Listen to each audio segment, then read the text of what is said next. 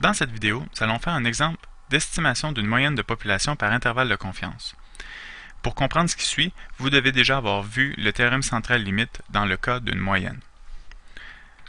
On va prendre la mise en situation suivante. Dans un cégep de 900 étudiants, on a effectué un échantillonnage auprès de 150 d'entre eux et avons trouvé une cotère moyenne de 30,19 et un écart type corrigé de 3,61.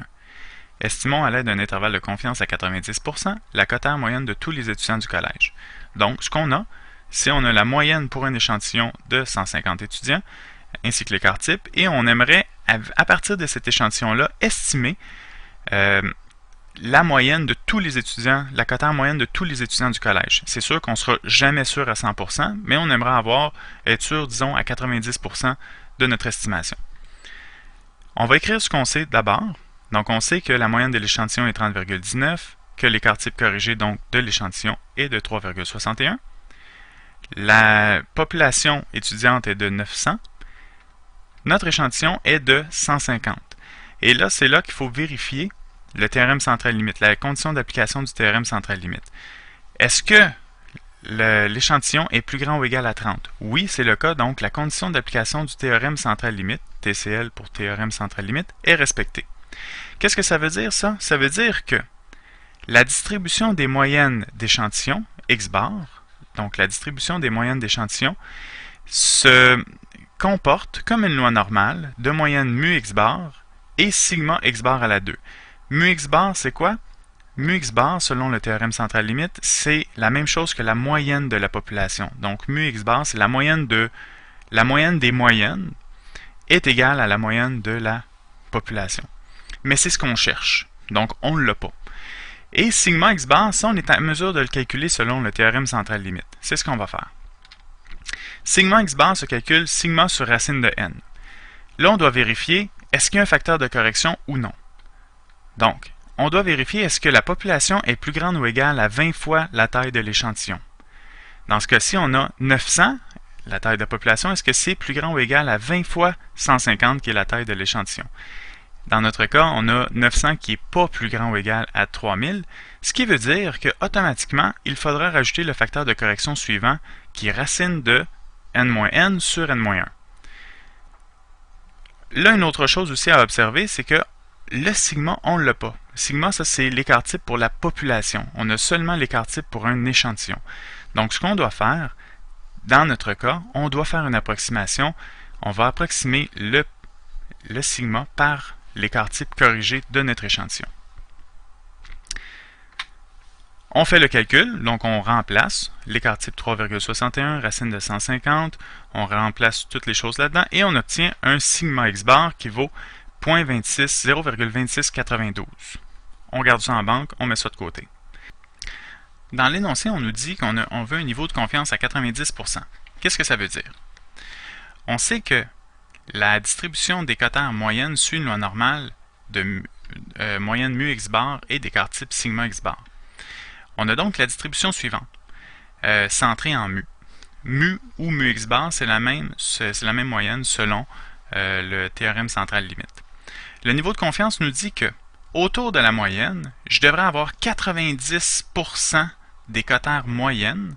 Donc 90% des échantillons de 150 étudiants vont comporter une cotère moyenne qui va être située dans cet intervalle-ci, entre les deux lignes rouges finalement.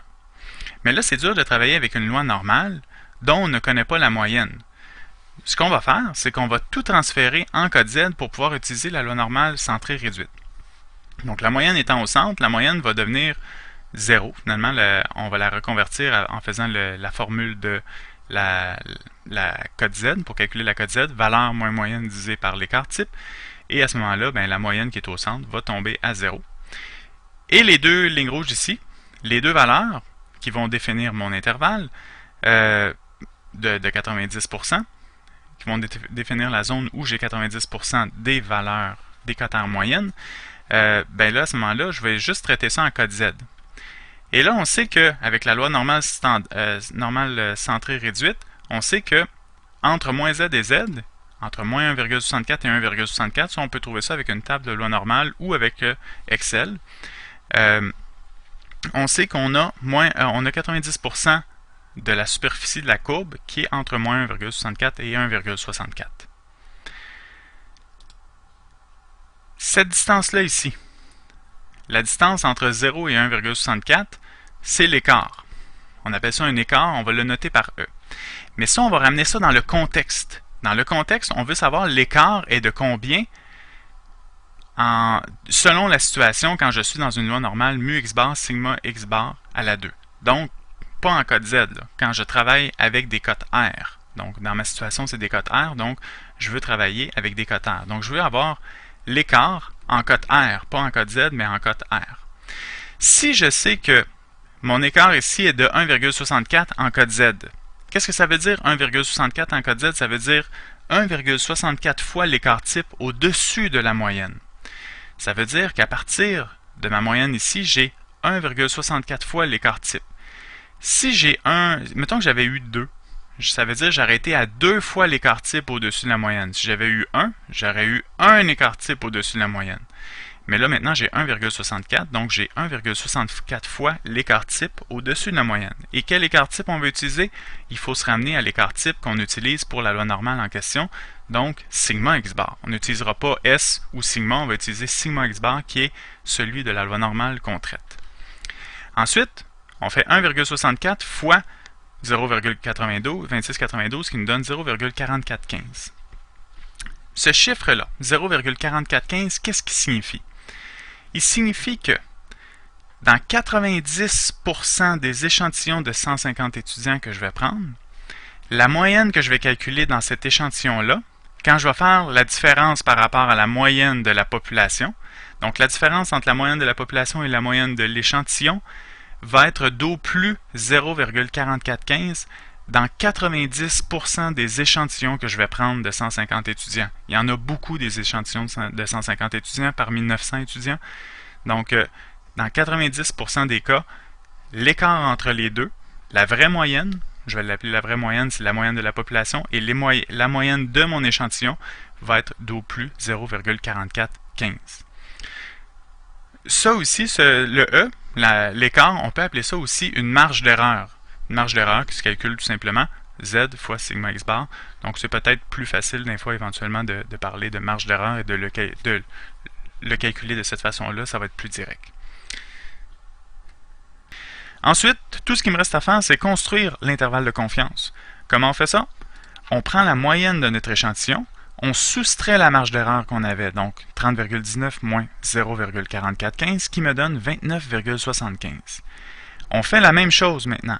À partir de notre moyenne d'échantillon, on additionne la marge d'erreur, et ce qui me donne 30,63.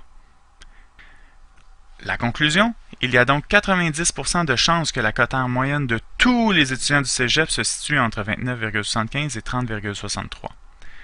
Et il y a un risque d'erreur, un risque de 10% que la cote R moyenne ne se situe pas entre ces deux valeurs. C'est ce qui met donc fin à la présentation.